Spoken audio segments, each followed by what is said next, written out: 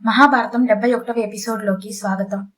గత ఎపిసోడ్లో ధర్మరాజు జరిపించే రాజసూయ యాగానికి వచ్చిన శిశుపాలుడు పాండవులు శ్రీకృష్ణునికి మొదట ఆర్ఘ్యం ఇవ్వటాన్ని వ్యతిరేకిస్తూ శ్రీకృష్ణునికి మొదట ఆర్ఘ్యం ఇవ్వమని సూచించిన భీష్ముడిని నానా రకాలుగా తిడతాడు. అతడిని గదతో కొట్టి చంపడానికి భీముడు ముందుకు ఉరకగా శిశుపాలుని జన్మ వృత్తాంతం విడిపించి శిశుపాలుని చావు శ్రీకృష్ణుని చేతిలోనే ఉందని అంటాడు భీష్ముడు. ఆ తర్వాత శిశుపాలుడు పదే పదే శ్రీకృష్ణుణ్ణి పాండవులను యుద్ధంలో చంపుతానని వారిని ఆహ్వానించడం తిట్టడం చేస్తుండటంతో చివరికి శ్రీకృష్ణుడు ఇతనికి 100 తప్పులు నిండాయి అని సభికులకు చెప్పి అతడిని తన చక్రం విసిరి తలదెంచి సంహరిస్తాడు. ఆ తర్వాత రాజసూయ యాగానికి వచ్చిన వారంతా పాండవుల వద్ద సెలవు తీసుకుని ఎవరి రాజ్యాలకు వారు వెళ్లిపోతారు. ఇక మిగతా కథను ఈ ఎపిసోడ్లో తెలుసుకుందాం. వ్యాస మహర్షి కూడా వెళ్లడానికి సిద్ధమై ధర్మరాజు దగ్గరకు శిష్యులతో కూడి వచ్చాడు. ధర్మరాజు ఆయన పాదాలకు నమస్కరించి కూర్చోబెట్టాడు. ఆయన, నీవు సామ్రాజ్యపతివి అవటం చాలా ఆనందంగా ఉంది ధర్మనందన అని అన్నాడు. దానికి ధర్మరాజు తమ అనుగ్రహం అని, కాని నాకు ఒక సందేహం పితామహ. రాజసూయ యాగం చేస్తే భూలోకంకి 3 ప్రమాదాలు ఉంటాయని నారద మహర్షి చెప్పాడు. కాని ఈ శిశుపాల వధతో ఆ ప్రమాదాలు సాధించినట్టేనా అని అడిగాడు. లేదు, అది ప్రమాద ఫలితం 13 ఏళ్ల దాకా ఉంటుంది. సమస్త క్షత్రియ వినాశనం జరిగే వరకు ఉంటుంది. దుర్యోధనని దుర్మార్గంతో మొదలై భీమార్జునుల వీరత్వంతో ఇదంతా జరుగుతుంది. నీ పాలనలోనే నువ్వు చూస్తుండగానే అవుతుంది. ధర్మనందన, కొంతకాలం తరువాత నీకు ఒకరోజు తెల్లవారుజామున ఒక కల వస్తుంది. ఆ కలలో మహాశివుడు ఎద్దుని ఎక్కి దక్షిణం దిక్కుకు వెళ్లటం చూస్తావు. దక్షిణం దిక్కు కపాల ప్రవేశంను సూచిస్తుంది. అయినా నీవు బాధ పెట్టుకోకు, ఎందుకంటే కాలాన్ని దాటడం ఎవరికైనా అసాధ్యం కదా. ఇక నేను కైలాస పర్వతం వెళ్తాను అని ఆశీర్వదించి అక్కడి నుండి బయలుదేరి వెళ్లిపోయాడు వ్యాస మహర్షి. ఆ తర్వాత ధర్మరాజు తన తమ్ముళ్లతో, మీరు కూడా విన్నారు కదా, సమస్త క్షత్రియ నాశనం జరుగుతుందట. అది కూడా నా ఆధ్వర్యంలోనే జరుగుతుందట. అంతటి వినాశనానికి కారణం గనక నేనే అయితే నేను బ్రతికి ఉండి లాభం ఏమిటి? కాని బ్రతికి ఉండక తప్పదు. కాబట్టి నా ప్రతిజ్ఞను వినండి. ఈ రోజు ఈ క్షణం నుండి నా బంధువులతోనూ మిత్రులతోనూ సోదరులతోనూ పుత్రులతోనూ రాజులతోనూ ఎవ్వరితోనూ నొప్పించే రీతిగా కటువుగా మాట్లాడను. ఎవరి పట్ల ఎక్కువ తక్కువ అను భేదభావం ప్రదర్శించను. అందరి పట్ల సమానంగా ఉంటాను అని ప్రతిజ్ఞ చేశాడు. ఆ తర్వాత సోదరులు మంత్రులతో కలిసి ఇంద్రప్రస్థం అంతఃపురానికి వెళ్లిపోయాడు. రాజసూయ యాగం పూర్తయిపోయి మయసభ అంతా ఖాళీ అయ్యి ఎక్కడివారు అక్కడికి వెళ్లిపోగా ధర్మరాజుతో కలిసి ఇంద్రప్రస్థంలో ఉన్నవారు ఇద్దరు. వారు ఒకరు శకుని, రెండో వాడు దుర్యోధనుడు.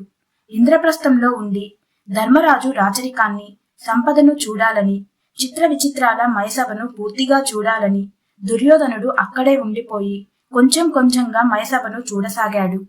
ఇలాంటి అద్భుతమైన చిత్రమైన సభను ఇంద్రప్రస్థంలో ఎప్పుడూ చూడలేదు.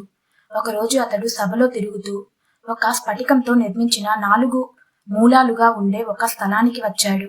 అది చూడడానికి నీటితో నిండి ఉన్నట్టుగా అనిపించింది. దాన్ని దాటేందుకు తాను కట్టుకున్న వస్త్రం తడిచిపోతుందని బాగా ఎత్తిపట్టుకుని దాటబోయాడు. కాని అక్కడ నీరు లేదు. నీరు ఉన్నట్టుగా భ్రమ కలిగించేదిగా ఉంది. దుర్యోధనునికి మనస్సు అక్కడే చివుక్కుమని, నన్ను ఎవరైనా చూస్తున్నారా అని చుట్టూ చూసుకున్నాడు. మరొక చోట ఒక ఖాళీ ప్రదేశం అనుకుని నిర్భయంగా చకచక ముందుకు నడిచాడు. కాని అక్కడ నీటితో నిండి ఉన్న ఒక చిన్న నీటి కొలను ఉంది. దుర్యోధనుడు అందులో దిగబడి దుస్తులు తడుపుకున్నాడు. దుర్యోధనుని దుస్తులు తడిచిపోయాయని తెలిసి ధర్మరాజు అతనికి పొడి దుస్తుల్ని పంపించాడు.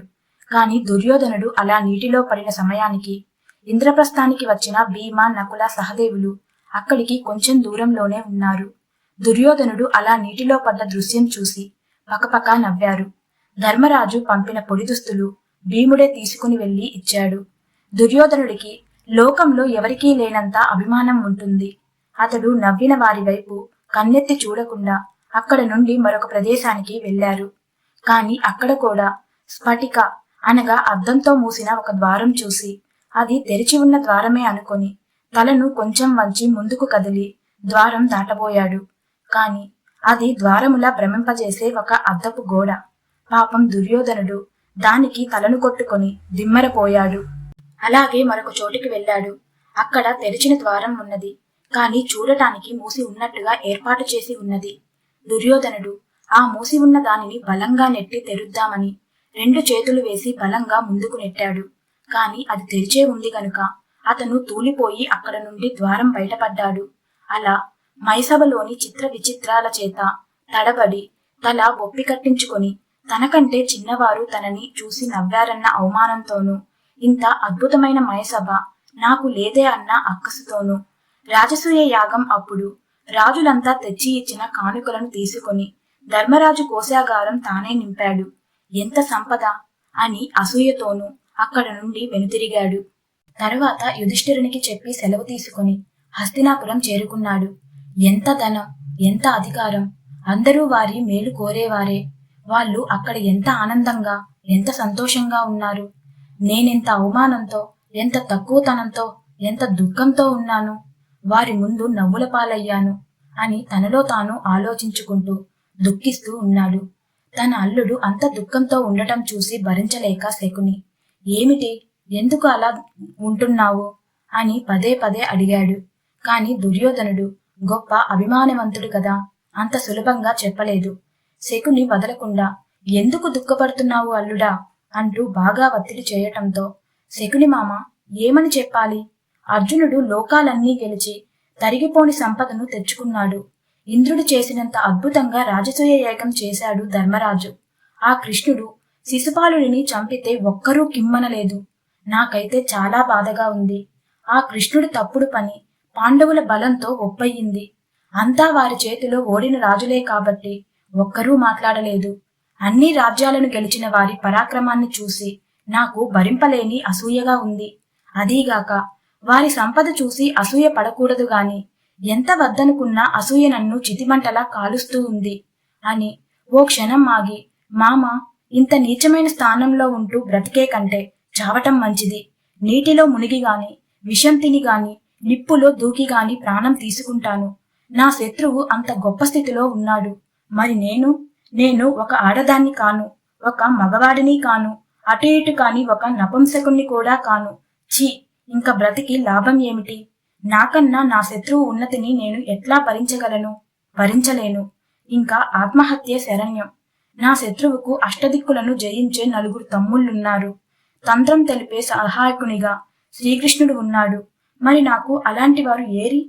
ఈ అవమానం భరించి ఈ అభిమాన దుర్యోధనుడు బ్రతకడు. నాకు ఆత్మహుతికి ఆజ్ఞను ఇవ్వు మామ.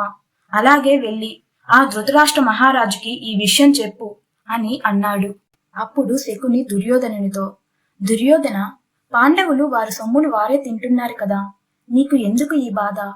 వారిని నాశనం చేయటానికి చిన్ననాటి నుండి వారిపై ఎన్నో ఉపాయాలు చేశావు, కుట్రలు చేశావు. కాని అదృష్టం వారి పట్ల ఉంది.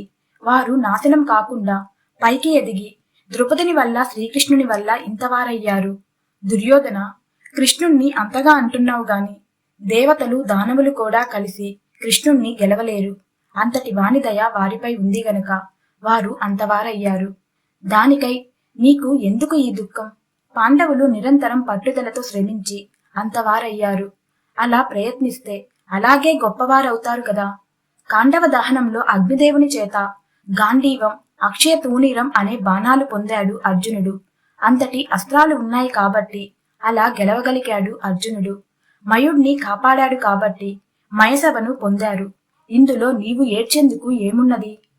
దుర్యోధన, నాకెవ్వరూ సహాయకులు లేరు అన్నావు. అది నిజమంటావా? నీ 9 సోదరులు నీ కోసం ప్రాణాలివ్వటానికి ఎప్పుడూ సిద్ధంగా ఉంటారు కదా. ధనుర్విద్యకు ఆచార్యుడు ద్రోణుడు, ఆయన కొడుకు అశ్వత్థామ, కర్ణుడు, కృపాచార్యుడు, నేను నీ కోసం ఏమైనా చేయటానికి ఎల్లవేళలా సిద్ధంగా ఉంటున్నాము కదా. ఈ అధైర్యం వదిలి ఈ లోకాన్ని జయించడానికి ఉపాయం ఆలోచించు అని ధైర్యం చెప్పాడు శకుని.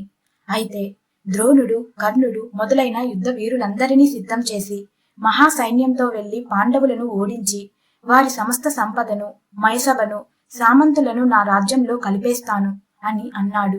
లాభం లేదు దుర్యోధన.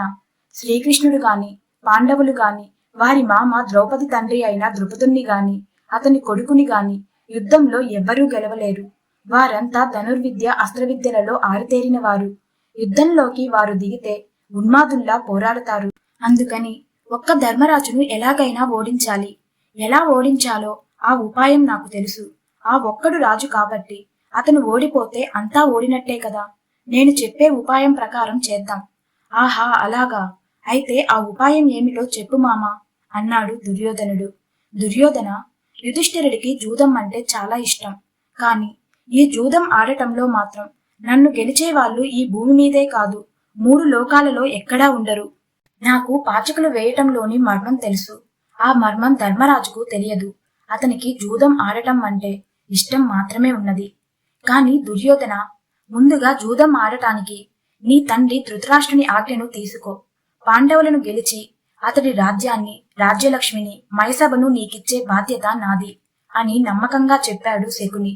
కాని మామ, ఆ ధృతరాష్ట్ర రాజుకు కూడా నీవే చెప్పి న్యాయమే అని నమ్మేలా చెప్పి ఒప్పించు అని అన్నాడు దుర్యోధనుడు. శకుని సరే అని ధృతరాష్ట్రుని వద్దకు వెళ్లి, నీ పెద్ద కొడుకు దుర్యోధనుడు ఎవరో శత్రువుల వల్ల బాధపడుతున్నాడు. ఆ బాధతో అతను చిక్కిపోయి సగం అయ్యాడు. అతడు ఎందుకు అంత దుఃఖంతో ఉన్నాడో తండ్రిగా నీవు తెలుసుకోవాలి కదా అని అన్నాడు. అది విని ధృతరాష్ట్రుని గుండె చెరువై వెంటనే దుర్యోధనుని వద్దకు వెళ్లి, నీవు బాగా దుఃఖిస్తున్నావు అని శకుని మామ చెప్పాడు. నాకు ఇది ఆశ్చర్యంగా ఉంది. ఎంత ఆలోచించినా కూడా అర్థం కాకుండా ఉంది. హస్తినాపుర రాజకుమారుడు దుఃఖంతో సగం అవటమా? నీకు ఏం తక్కువైందని? విశ్రాంతి తీసుకోవడానికి ఇన్నేసి బంగళాలున్నాయి, తినటానికి పంచభక్ష పరమాణాలున్నాయి, సుఖపడటానికి అందమైన స్త్రీలున్నారు, తిరగటానికి గొప్పవైన గుర్రాలున్నాయి. ఇంద్రునికి ఇంద్రలోకంలో ఎన్ని సౌకర్యాలు ఉన్నాయో నీకు ఇక్కడ అన్ని సౌకర్యాలు ఉన్నాయి. లోకంలోనే గొప్పవారైన ద్రోణ, కృపాచారులైన గురువుల వద్ద శస్త్రాస్త్ర విద్యలు నేర్చిన గొప్ప వీరుడివి. నీవు ఇలా ఏడుస్తూ పడి ఉండే కర్మ ఏమిటి అని ఎంతో వేదనతో అనునయిస్తూ కొడుకును అడిగాడు ధృతరాష్ట్రుడు. ధృతరాష్ట్రుని మాటలకు దుర్యోధనునికి సర్రుమని కోపం వచ్చింది. అన్నాడు కదా, ఆ బాగా తిని బాగా తాగి పడుకుంటున్నాడు నీ కొడుకు. పనికిరాని చచ్చు కొడుకును కదా. నేనెంత అసూయలో మండిపోతున్నానో నీకు తెలుసా? పగవాడు గొప్పవాడై అక్కడ వెలుగుతుంటే ఏ గొప్ప లేక ఇక్కడ చీకట్లు తింటూ ఎలా నీలుగుతున్నానో కదా. భరించలేను ఈ బాధ. నీకు తెలుస్తుందా? ఈ సమయంలో కూడా ఆనందంగా ఉంటే వాడికి అభిమానం లేనట్టే. చచ్చిన పాములాగా ఆ యుధిష్ఠిరుని వైభవం చూసి ఓ రాజసూయ యాగం చేసేటప్పుడు కానుకలు తీసుకునే పని అప్పగించాడు కదా ఆ ధర్మరాజు. అబ్బో, ఎంత ధనం! ఓర్చుకోలేను. ఆ పగవాడు అంత సంపద కలిగిన వాడైనప్పుడు ఇక అభిమానవంతుడనైన నేను చావటం నయం అని అన్నాడు దుర్యోధనుడు. నేను చెప్పానుగా దుర్యోధన, జూద విద్యలో ధర్మరాజును గెలిచి అతని సర్వం నీకు ఇప్పిస్తాను. ఎందుకు ఇంకా దుఃఖిస్తూ ఉన్నావు? నీ తండ్రి వద్ద జూదం ఆడేందుకు అనుమతిని తీసుకో, అంతే చాలు అని అన్నాడు శకుని. అప్పుడు దుర్యోధనుడు ధృతరాష్ట్రునితో, రాజా, ఈ శకుని మామ జూద విద్యలో గొప్ప నేర్పరి. ఇతను జూదంలో ధర్మరాజును ఓడించి వారి రాజ్యలక్ష్మిని గెలుస్తానంటున్నాడు. నువ్వు జూదం ఆడేందుకు రాజుగా ఆజ్ఞను ఇవ్వు అని అన్నాడు. దానికి ధృతరాష్ట్రుడు, విదురుడు ఈ రాజ్యం మేలు కోరే గొప్ప బుద్ధిమంతుడైన మంత్రి. నేను ఏదైనా అతనితో విచారించి నిర్ణయం తీసుకుంటూ ఉంటాను. ఇప్పుడు కూడా విదురుణ్ణి అడిగి ధర్మం ప్రకారం 2 పక్షాలకు సరిపోయే విధంగా నిర్ణయం తీసుకునే అతని మాట ప్రకారం చేద్దాం. దానికి దుర్యోధనుడు, ఆ తండ్రి, ఆ విదురుడు ఒక్కనాటికి ఈ విధమైన జూదానికి ఒప్పుకోడు. ఒప్పుకోనప్పుడు నేను చావటం ఖాయం. నేను చచ్చిన తర్వాత నీవు హాయిగా ఈ భూమండలాన్ని ఏలుకో. నా చావుతో నీకు నష్టం ఏముందిలే అని అన్నాడు. కన్న కొడుకు అంత కటువైన మాటలు మాట్లాడటంతో ధృతరాష్ట్రుని హృదయం ప్రేమతోనూ దుఃఖంతోనూ బరువెక్కింది. కొడుకును కౌగిలించుకొని వెంటనే సేవకులను పిలిచి 100 ద్వారాలు, 1000 స్తంభాలు, రత్నాలు, మణులు పొదిగిన గోడలతో ఒక పెద్ద సభా భవనాన్ని నిర్మించమని ఆజ్ఞను ఇచ్చాడు. ఇలా విదురునికి చెప్పకుండా చేసే అలవాటు ధృతరాష్ట్రునికి లేదు. అందుకే ఆజ్ఞ ఇచ్చిన వెంటనే విదురునికి విషయం చెప్పమని భటులను పంపించాడు రాజు. రాజా, ఏమిటి నువ్వు చేసిన నిర్ణయం? నీ నిర్ణయాన్ని నేను అభినందించలేను. దీనివల్ల నీ కొడుకులకు, పాండవులకు భీకరమైన భేదభావాలు వస్తాయి అని వ్యతిరేకించాడు. అవును విదురా, నేను అదే ఆలోచిస్తున్నాను. కాని దేవతల దయ ఉంటే ఏ విధమైన భేదభావాలు రావు. భీష్మ, ద్రోణులు, నీవు, నేను ఉండగా అక్కడ అవినీతి కూడా ఎలా జరుగుతుంది అని అన్నాడు. తర్వాత విదురుడు చాలాసేపు ఇది ఇలా జరగకుండా చూడమని ధృతరాష్ట్రునికి చెప్పాడు. ధృతరాష్ట్రుడు విన్నాడు, కాని వదిలిపెట్టాడు. ఆ తర్వాత తన పెద్ద కొడుకు దుర్యోధనుడిని పిలుచుకొని ఈ జూదం వద్దంటూ చాలా విషయాలు చెప్పడానికి ప్రయత్నించాడు ధృతరాష్ట్రుడు. కాని దుర్యోధనుడు అతని మాటను ఎంతమాత్రం లెక్క చేయకుండా జూదానికి ఆజ్ఞను ఇవ్వమంటూ ఒత్తిడి చేశాడు. ఇక మిగతా కథను నెక్స్ట్ ఎపిసోడ్లో తెలుసుకుందాం.